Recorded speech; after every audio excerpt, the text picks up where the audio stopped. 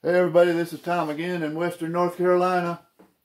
Anyways, I'm thinking about the rocking chair, and I told you I was going to be speeding along on doing it, but in fact I have not been speeding along, but I just wanted to give you a little update about some things on the rocking chair that I've been thinking about. And anyways, some of them, they have to do with this layout of the arms and the rockers, and also the front post. And one of the things I want to tell you about the front post, you know, there's a little taper on the top to 1 1/4 inches. And how I go about doing that is I have my drill bit that I'm going to make the 1 1/4 inch hole with, and I just make a hole in a piece of scrap wood, and then I use that to fit my arm into. So when I'm doing my arm, I just can check it by that. So that's how I do that. And this here bit is a Forstner bit, and you want the bit that's going to do this job to have make a pretty flat bottom hole. And you don't want, doesn't matter too much, but I don't want a real long center point. But that's what that drill bit is. And you eventually are going to drill a hole in the bottom of your arm right there. And then another thing about the arms that I want to tell you is, and it's the way I had it laid out on this graph paper here, is when you put your pattern on your wood, and you do not have to do this, but I'm just telling you what I'm thinking about when I do it.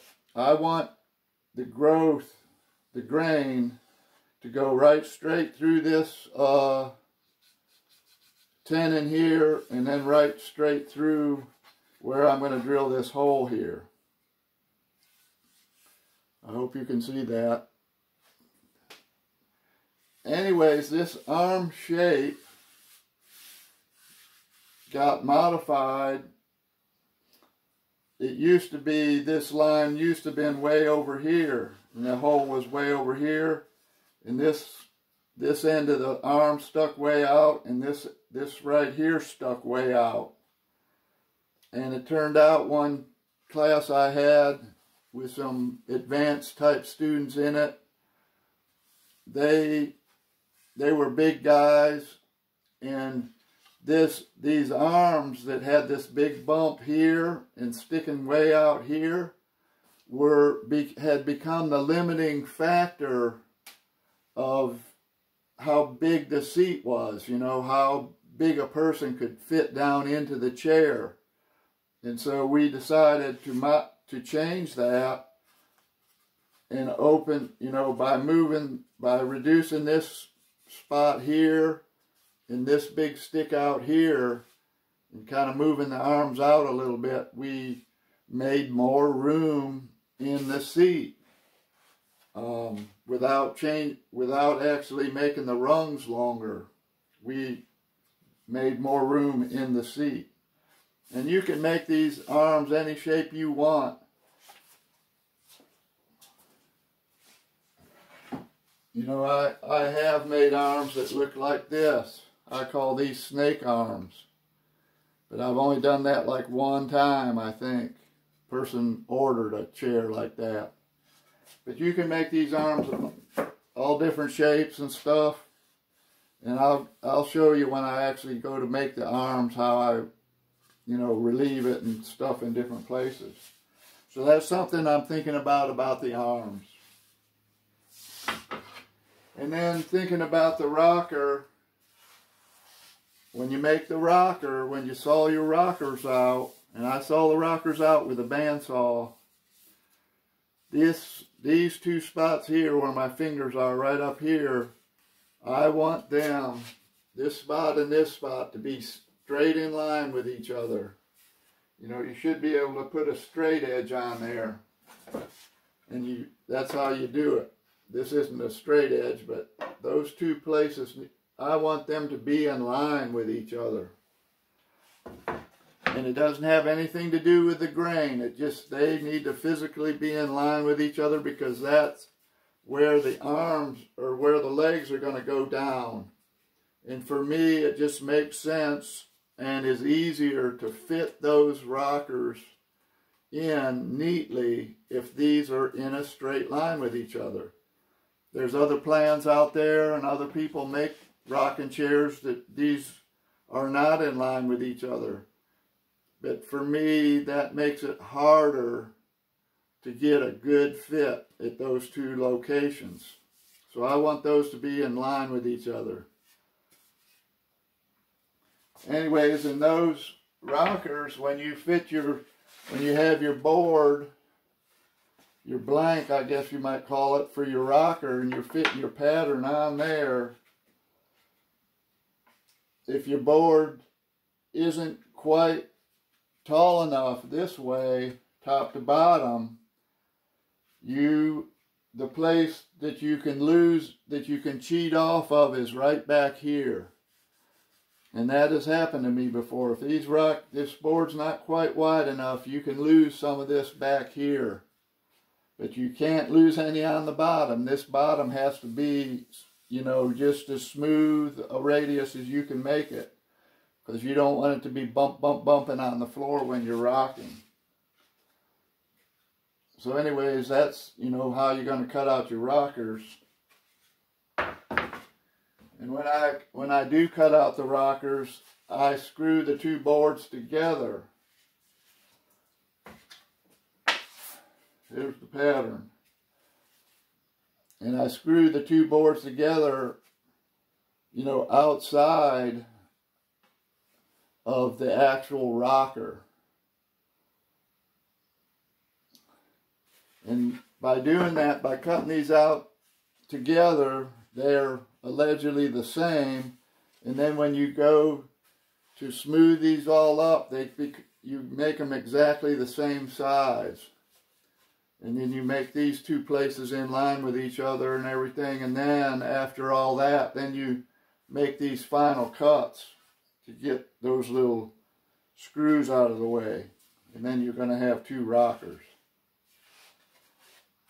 Anyways, those are things I've been, you know, I started in working on this right after I made that last video. And I did. Got the front post ready, and I got all my rungs and my airfoils all made. And but when I was doing that, I just started thinking about some of these things. Anyways, that's about all I gotta say right now. I'm going to continue working on the rocker, and I sold about 3 shaving horses. I had to make some shaving horses. That just takes up my time, and I just let it take up my time. Anyways, but I'm having a great time, just living my life, and I hope you can be thankful for what you have. I'm thankful for what I have. Anyways, thanks for watching. I saw a new subscriber or 2 come on. That's great. And again, I'm not trying to make any money on this. I just want 1 or 2 people to see an idea that they like now and then. Oh yeah, that reminds me. One of the other things that I've came across when I was looking through a bunch of my parts, and you might have seen it in that last video, is some of the back posts were shorter. And sure enough, you can make this rocking chair with 4 slats. You do not have to put 5 slats on it. You can make your back post shorter. The back posts I have that are shorter are 2 inches shorter. It doesn't seem like enough, but you can make them shorter, and then you can put just 4 slats in. The bottom slat, I think, we have to be in the same spot as the bottom slat for the 5 slat, but then And I tried to think about it just here a few minutes ago, but I couldn't, my mind couldn't go exactly right. And you will have to just kind of figure out what's going to look good for the 4 slats. I think you would move all the slats up just a little bit to take up a little more space than the 4 slats measured out for the 5 slat chair. So anyways, we'll talk more about that when we get further on, but it is an option. If you've got a log that just isn't quite long enough for that 44-inch back post and you want to do a little less work, that 5 slat, in a way, it's just basically for looks, because it's so high up that it's just a 4 slat chair probably be just as comfortable. It looks different. It's not as tall, but the whole everything else, the rockers, the arms, and everything are all the same. And I have made some 4 slat chairs, and I just, like I say, I'll try to figure out the stick, the measurements that maybe would look good. I looked around for a chair stick, but it didn't have it. Anyways, that's more stuff that's just on my mind about rocking chairs. There's a rocking chair plan in the Chairmaker's Workshop book. I never have made that chair, and the one thing I remember about looking at that particular plan is that the way the rockers were made is very different from the way I make my rockers. So if you have that book, you might check that out. Anyways, just I'm glad that somebody out there is interested in this chair making, and so I'm just trying to put the information out there.